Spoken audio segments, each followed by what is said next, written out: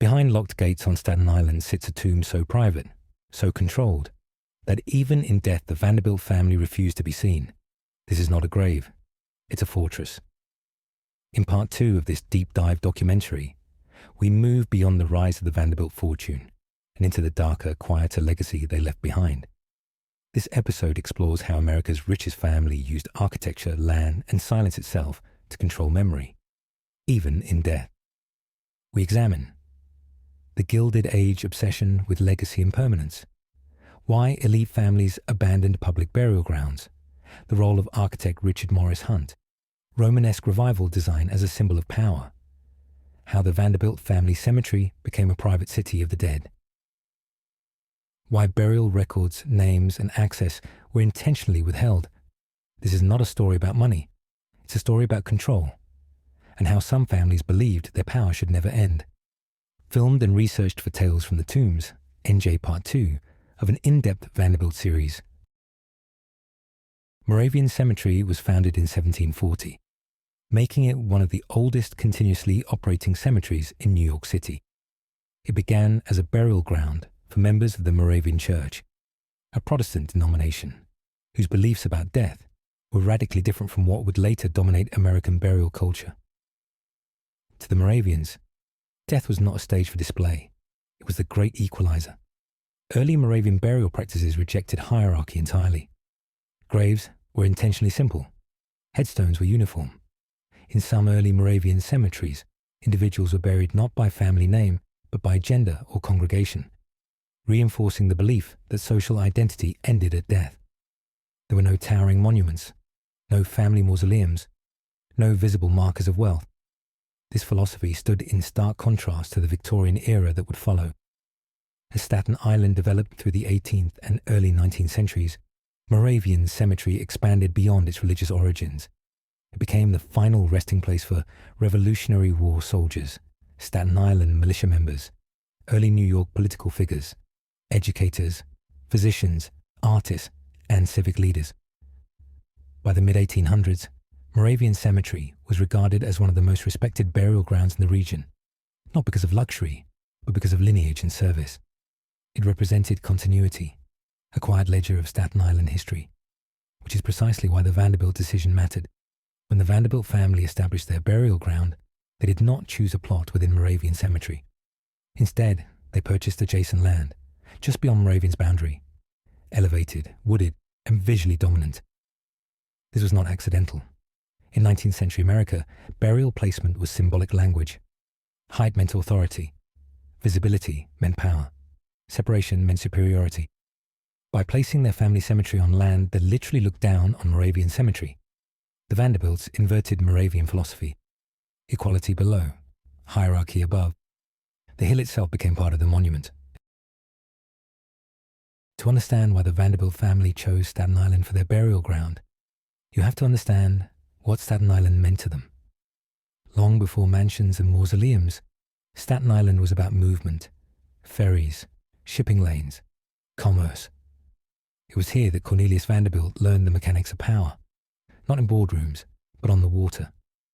Born in 1794, Cornelius grew up in a working-class Staten Island family. His early exposure to ferry routes between Staten Island and Manhattan shaped his understanding of profit, timing, and control. Staten Island was not glamorous, it was practical. And that practicality became the foundation of the Vanderbilt empire. As Cornelius accumulated wealth, Staten Island remained symbolically important, not as a display of luxury, but as origin ground. The family's later Staten Island estate, known as Eagle's Nest, reinforced this connection. Perched on high ground overlooking the water, it echoed the same philosophy seen in the burial site. Elevation equals dominance. When the family selected land beside Moravian Cemetery, they were not just choosing proximity, they were reclaiming origin and transforming it into legacy. Cornelius Vanderbilt was not a romantic figure. He was aggressive, unpolished, and feared by competitors. He quit school at 11. He entered business early. He learned quickly that mercy was a weakness. By undercutting ferry prices, ignoring gentlemanly rules, and forcing rivals out of business, Cornelius built an empire grounded in control, not charisma.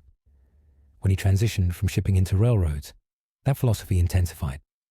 By the time of his death in 1877, Cornelius Vanderbilt controlled vast portions of America's transportation infrastructure and was worth over $100 million, the equivalent of multiple billions today. Yet Cornelius rejected the culture of display. He avoided high society. He distrusted aristocratic pretension. He believed wealth was a tool, not an identity. His funeral reflected that mindset, relatively restrained for a man of his fortune. And yet, the tomb that bears his family name reflects the opposite philosophy. That contradiction defines the Vanderbilt burial site. Because the tomb was not built for Cornelius, it was built by heirs who feared impermanence. By the late 19th century, America had a problem its wealth had never faced before. Money was being created faster than tradition. Industrial fortunes rose in a single lifetime: railroads, steel, oil, banking. But wealth without ancestry carried a stigma. European elites had centuries of lineage. American tycoons had balance sheets. The Gilded Age was defined by a single obsession: legitimacy, and death became one of the most powerful tools to manufacture it. Before the Civil War, most Americans were buried simply: family plots, churchyards, modest markers. But as fortunes ballooned after 1865, burial culture transformed. Cemeteries became landscapes of competition. Mausoleums replaced headstones. Stone replaced scripture.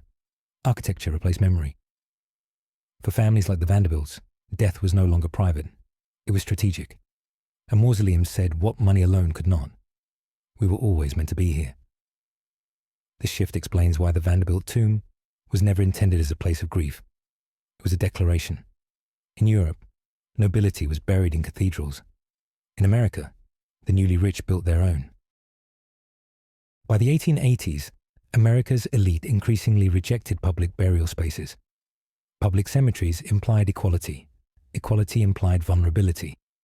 Private mausoleums allowed families to control who could visit, what could be seen, how history would interpret them. Families like the Astors, Rockefellers, and Vanderbilts embraced this shift. But the Vanderbilt approach was extreme. Most wealthy families still placed names prominently on their mausoleums. Many included inscriptions, biblical verses, or sculptural symbolism. The Vanderbilt tomb did not. Its silence is intentional. This was not about remembrance. It was about presence. A structure so massive, so sealed, that explanation became unnecessary. In Gilded Age thinking, anonymity could be power. When the Vanderbilts decided to build their burial monument, they did not hire a local architect. They hired Richard Morris Hunt, the most influential architect in America. Hunt was the first American to attend the École des Beaux-Arts in Paris. He trained in Europe, absorbed aristocratic tradition, and brought it back to the United States. He did not design sentimental spaces. He designed authority. Hunt believed architecture should communicate hierarchy: who belonged, who did not, and who would endure. The Vanderbilt family trusted him with their palaces: the Breakers Marble House, Fifth Avenue mansions. And when it came time to design their tomb, the same philosophy applied. The chosen style, Romanesque revival, was not fashionable whim. Romanesque architecture carries specific associations: medieval power, religious authority, fortress-like permanence. It predates Gothic elegance and Renaissance balance. It speaks in weight, not ornament. That is why the Vanderbilt tomb has thick stone walls, rounded arches, minimal openings. Almost no decorative sculpture. This is defensive architecture. It does not invite visitors. It repels them. Hunt understood something crucial. A tomb does not need beauty. It needs presence. The Vanderbilt tomb does not comfort the living. It intimidates time. The structure most people recognize as the Vanderbilt tomb is only part of the story. What exists here is not simply a mausoleum. It is an entire private family cemetery, legally distinct, physically separated, and intentionally undocumented for the public. Unlike Moravian Cemetery, which maintains burial maps, plot records public sections, identifiable headstones. The Vanderbilt Family Cemetery operates under an entirely different philosophy. There are no public maps, no posted boundaries, no visible identifiers, no signage listing names or dates. Even experienced cemetery historians often rely on secondary references rather than direct documentation. This absence is not accidental. In the 19th century, private family cemeteries were rare, but when they existed, they were usually rural, tied to ancestral estates, and clearly identified. The Vanderbilt site is different. It exists inside a city, adjacent to one of New York's oldest cemeteries, yet remains functionally invisible. The walls and gates are not merely symbolic. They are legal boundaries. The family cemetery is not governed by the same operational rules as Moravian Cemetery, despite its proximity. This separation allowed the Vanderbilts to maintain full control over access, maintenance, and historical interpretation. In effect, they created a sovereign space for the dead, a private city of memory, sealed from scrutiny. The Vanderbilt burial ground cannot be understood without understanding Eagle's Nest, the family's Staten Island estate. Located nearby, Eagle's Nest was not merely a residence, it was a statement.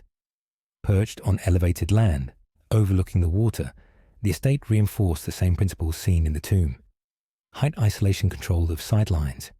Unlike the Vanderbilt palaces in Newport or Manhattan, Eagle's Nest was more restrained, reflecting the family's Staten Island roots. This was origin ground. For the Staten Island branch of the family, Eagle's Nest represented continuity, a physical anchor to the place where Cornelius Vanderbilt first learned commerce. The burial site's proximity to this estate is significant. The dead were not placed far away. They were kept close, but concealed. This reflects a specific psychology. The living maintain dominance. The dead reinforce legitimacy. Outsiders are excluded. Cemetery was never meant to be a destination. It was meant to exist quietly, like a deed filed away but never shown. One of the most common questions surrounding the Vanderbilt Family Cemetery is also the most difficult to answer. Who, exactly, is buried here? The short answer is, we don't fully know. Public records confirm interments of members of the Staten Island branch of the Vanderbilt family, particularly those associated with Eagle's Nest and nearby properties. But unlike other elite families, the Vanderbilts did not publish genealogical burial lists. There are no widely accessible inscriptions, no compiled interment records released to the public, no official family documentation available for reference. This silence is deliberate. Most wealthy families of the Gilded Age used burial sites to reinforce lineage. Names were carved, dates were displayed, ancestry was advertised. The Vanderbilts chose the opposite approach. By withholding names, they removed their dead from public judgment. No visitor can stand here and trace rise or decline. No historian can easily map generations. No narrative can be imposed from the outside. Stone exists. Identity does not. In this way, the tomb becomes less about memory and more about control over memory. And that control persists more than a century later. At the height of their power, the Vanderbilt family seemed untouchable. By the late 19th century, their fortune was estimated at over $200 million, an astronomical sum for the time, equivalent to tens of billions of dollars today. They controlled railroads, they owned shipping interests, they built palaces that rivaled European royalty.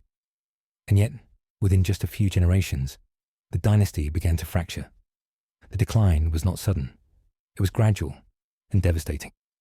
The causes were many. Massive estate taxes introduced in the early 20th century. Fragmentation of wealth across dozens of heirs. The decline of railroads as automobiles and aviation rose. Lavish spending without proportional reinvestment. By the 1920s and 1930s, Vanderbilt mansions were being sold off, demolished, or converted into museums. Fifth Avenue homes disappeared. Newport palaces became financial burdens. The name that once dominated American industry faded from economic relevance. And yet, through all of it, the tomb remained untouched. While the empire collapsed in public view, the burial ground stayed sealed, unchanged, and silent. The living lost control. The stone did not. It's worth asking a difficult question.